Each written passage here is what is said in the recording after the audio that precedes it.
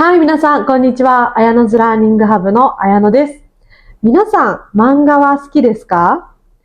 最近韓国ではスラムダンクが人気と聞きました。スラムダンクのように部活がテーマの漫画は昔から日本でも大人気です。例えば野球だったらルーキーズ、テニスだったらテニスの王子様、そしてバレーボールだったらハイキューなどが人気ですね。そこで今回は日本の部活、特に運動部について詳しく解説していきたいと思います。大きく分けて4つお話しします。まず最初に実際にどれぐらいの人が部活に入っているのかについて。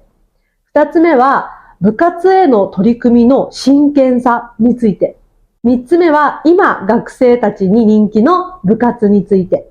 そして最後に漫画と現実世界の部活あるあるについてお話しします。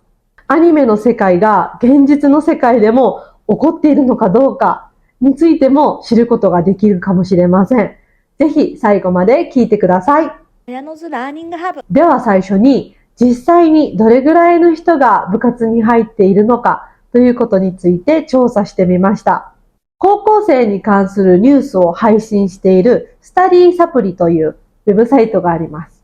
それによると、なんと約8割の人が部活に入っているということです。8割って結構多いですよね。昔から部活に入っていることがいいことだというイメージがあります。文武両道という言葉、皆さんご存知ですか？文武両道の文は勉強という意味です。そして部は運動という意味です。両道というのは両方の道と書きますね。両方同じぐらい優れているという意味です。勉強ができるようになるには心と体を強く鍛えないといけない。それにはスポーツが必要だ。逆にスポーツが得意になるためには勉強で論理的思考を身につけた方がいい。その両方のバランスが優れていた方がいいという考え方です。心と体は表裏一体です。表裏一体というのは表と裏が一緒ということです。簡単に言うと、どちらも深く関係していて切り離せないことです。なので文武両道することで心と体のバランスを保ちましょうという言葉なんですね。なんだかかっこいい言葉ですよね。実際に私の高校でも文武両道という言葉を大切にしていました。それで各教室に文武両道と書かれた紙が壁に貼られていました。同じように文武両道を掲げている学校はとても多いんじゃないかなと思います。二つ目にお話しするのは、みんながどれぐらい部活に一生懸命取り組んでいるのかということについてです。アニメでも部活で練習しているシーンたくさんありますよね。皆さんも見たことありますか？実際の部活でも平日や休日を使ってたくさん練習しています。例えば平日に朝練をしている学校もあります。朝練というのは学校が始まる前の時間を使って練習することです。そして放課後練習している部活もたくさんありますね。あとは週末、土曜日や日曜日に練習をしたり、他の学校と練習試合をしたりすることもたくさんあります。このように昔から今も部活に一生懸命取り組んでいる人がたくさんいます。ですが逆に問題もあります。それは部活の時間が多すぎて、勉強や他のことをする時間がなくなってしまっているという問題です。もう一つは部活をするのは生徒たちだけじゃなくて先生も一緒です。ですので指導する先生の休みの日がなくなってしまうという問題もあります。ですので新しいルールができました。これは公立の学校のルールです。例えば平日は2時間練習していいですよ。そして休日は約4時間ぐらいだったら練習していいですよというルールです。このように時間を設定することで、それ以上部活をやりすぎてしまわないように決まりができました。今のルールは公立の学校の話です。私立の学校だったら、もしかしたらそれよりも長く練習しているかもしれません。あとは、私立は強い生徒たちをたくさん募集します。なので、一般的には、公立よりも私立の学校の方が部活が強いと言われています。ちなみに、スラムダンクのモデルとなっている学校も私立の学校です。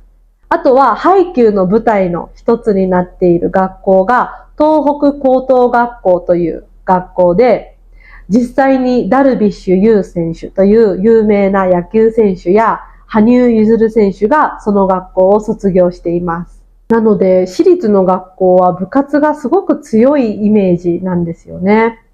先ほど言ったように、私立は自分のルールを作れるので、ちょっと練習の時間が長かったり、強い生徒を募集するので、強い人が集まってきたり、あとは経験豊富なベテランの先生を雇うこともできます。ですので、私立が強い傾向があります。3つ目にお話しするのは、今10代の学生たちに人気の部活についてです。こちらもスタディサプリというウェブサイトを参考にさせてもらっています。皆さん、どの部活が一番人気があると思いますか？シンキングタイム。人気の部活第1位はサッカー部です。サッカー部といえば爽やかでイケメンが多いイメージがあります。なんでイケメンばっかり集まるのかは本当に謎です。それぐらいかっこいい人がたくさん集まっています。第2位、バスケ部です。男子バスケ部は背が高い人が多いので、女子からもモテる人が多いですね。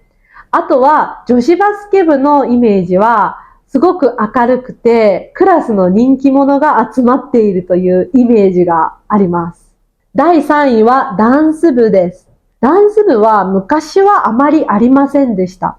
最近たくさん増えていて人気がある部活です。これは K-POP の影響もあるのかなと思います。実際に文化祭などでステージで踊っている姿は本当にキラキラしていてかっこいいんですよね。女子も男子もすごく素敵です。なので私の娘たちもダンス部に入らないかなとちょっと期待しています。第4位は野球部です。野球は日本の国民的なスポーツで昔から今でも人気です。なので、学校の部活としても野球部の数はとても多いと思います。野球部のイメージは真面目、礼儀正しいというイメージがあります。実際に私が地元に帰った時、野球部が練習していました。それで野球ボールがコロコロコロっと私の前に転がってきたんですね。それで私がそのボールを拾って返しました。すると野球部の一人が走ってきて私の前で止まってありがとうございましたと礼儀正しくお礼を言ってくれたんですよ。さすが野球部だなと思いました。こういうふうに野球部は挨拶がすごくハキハキしていて礼儀正しいイメージがあります。もう一つの野球部のイメージとして髪型が坊主というイメージもあります。毎年夏に甲子園という高校野球で一番大きな大会があります。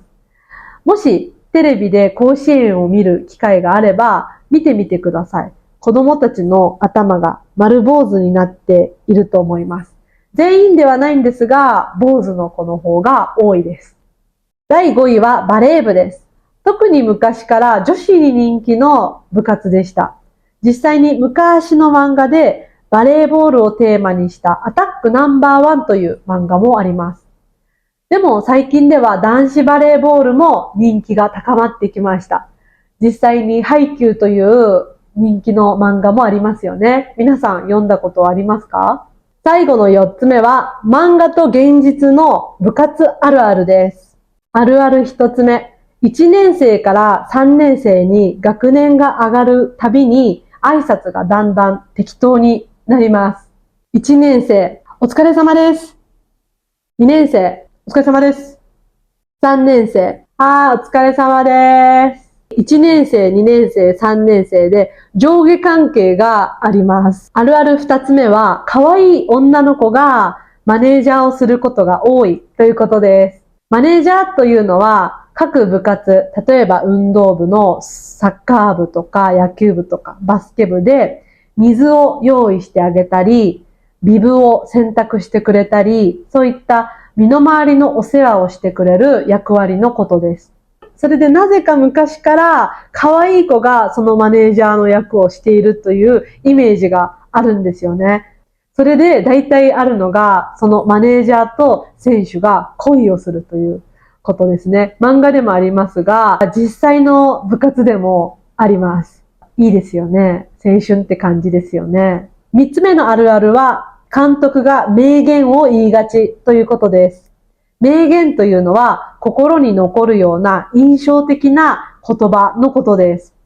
例えば漫画で言うとスラムダンクの中で安西先生が諦めたらそこで試合終了ですよと言いますね。あれが名言です。実際の部活の監督もこのような名言、いい言葉を言う人が多いです。実際の名言の例としては、先入観が可能を不可能にするという名言です。これは大谷翔平選手が言っていた野球部の監督の名言です。思い込みをしていたら、本当はできるのにできなくなってしまう。チャンスを逃してしまう。だから何でもポジティブにやってみるという名言です。4つ目のあるあるは、ボールが飛んできたところから恋が始まるというストーリーがあるということです。漫画でもよくあるシーンですね。ボールが飛んできてぶつかって、そこから2人のやりとりが始まってラブストーリーになっていくという展開です。実際の部活でもこれはあると思います。実際に私も高校生の時ハンドボール部だったんですが、隣がサッカー部の運動場でよくサッカーボールが転がってきていました。そのボールを拾って投げて返すんですけど、するとサッカー部の人が来て、ありがとうって言ってくれるんですね。それで、その人のことを初めて知って、会話をして、ちょっとドキドキするっていう。好きになるまではいかないんですけど、やっぱり何かドキドキする感情が生まれるんですよね。これはアニメでもそうですけど、実際にもあることですね。あるある5つ目は、走るときに掛け声があることです。アニメでもそうなんですけど、みんなが列になって一緒に走っているシーン見たことないですか？その時に、ファイオー、ファイオー、ファイオーっていうような掛け声をみんなが言いながら走ります。これは実際の高校や中学校の部活でもあります。私も高校生のハンド部の時に、ファイオー、ファイオーっていう風に言いながら走っていました。